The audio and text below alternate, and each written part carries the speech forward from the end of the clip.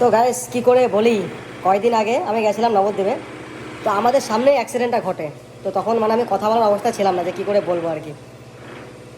আর তোমরাই দেখে নাও যে অ্যাক্সিডেন্টটা কেমন করে হয়েছে। মানে আমি তখন কথা বলার অবস্থায় নেই, জাস্ট ভিডিওটা করেছি, কথা বলতে পারছিলাম না। মানে ফার্স্ট টাইম চোখের সামনে এরকম এরকম অ্যাক্সিডেন্ট দেখা।